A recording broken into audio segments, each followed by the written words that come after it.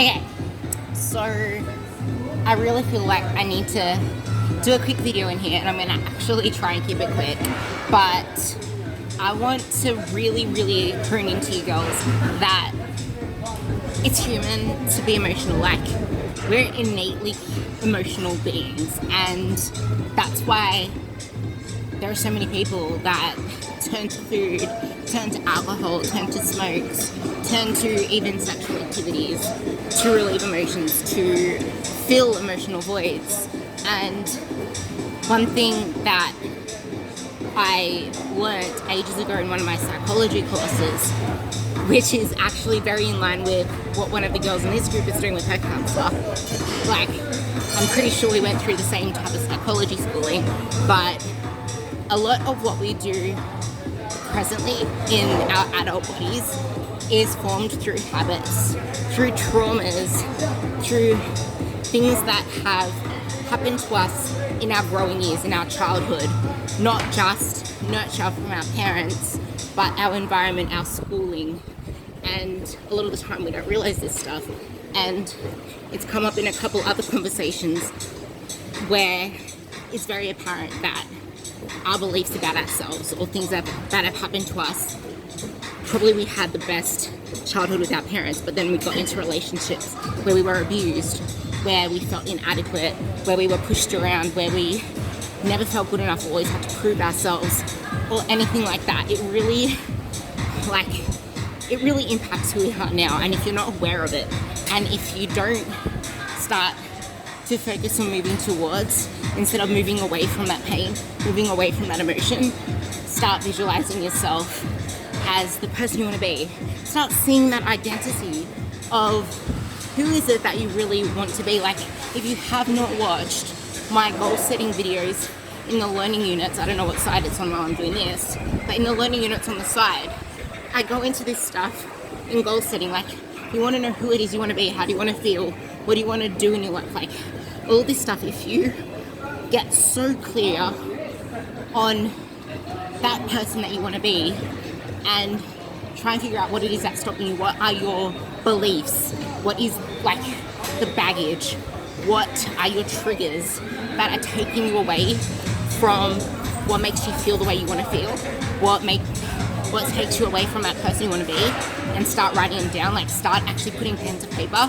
It's all going to stay stuck up in here, and it's going to mess you up, which is why I spent most of this year decluttering. Like, I decluttered so much stuff, and I even got rid of 2 of my computer chairs because I never use them, because I sit on my exercise ball.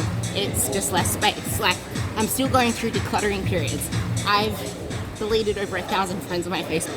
I've left over 1,000 groups. I don't know how I became a part of them, and I still have so many more to go, but I'm not as cluttered feeling anymore because I don't have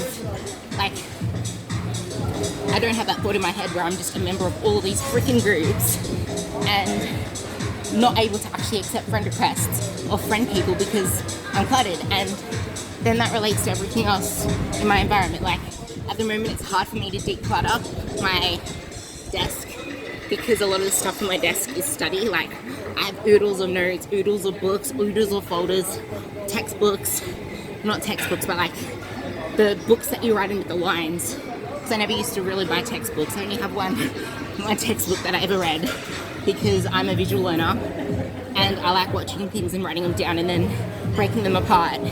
So anyway, back to what I was saying. So by decluttering my environment, by going through like my wardrobes and stuff, by knowing that I'm getting rid of shit that I don't need, having that less clutter makes my head less cluttered. And I have to-do lists everywhere. I now have 3 whiteboards up. I'm about to put up my 4th one. I have a corkboard up, which I had to move because my dog started chewing at the bottom of the cork. But I have all that stuff everywhere for me to put up to-do lists. But not just, like, I don't really write on them as much. Whenever I write my meal plan on, and I tick as I go because I do meal plans. I don't like macros much, but I know when I want to swap things around. So I have my meal plan there. I tick things off as I go. That's on one of my boards. Everything else I magnet stuff on, or I cork on, and all my written stuff I write as to-do lists. I use my journal. I use my phone calendar. Like, getting all this stuff out makes my head less cluttered, and it never seems as hard as you make it seem in your head. And if you do not have morning routines and you do not have night routines, you're making it harder for yourself. Like, there are 3 people in this group that I can think of that as soon as they started letting go of feeling stupid or letting go of like that, I don't know what trait you want to label it, but actually just started doing what I said, even though it sounded stupid. Started engaging in this group more, started using a journal, started writing notes, started using a calendar, started developing morning and night routines. As soon as they started doing that, their life triple folded and they have so much more confidence. Their brain just feels like it's clear now and they're getting so much more stuff done. So really think about that. Try and develop a morning routine that serves you, even if it means waking up 5 minutes earlier, just to sit with yourself and your thoughts and write them down, because it sets you up for the day.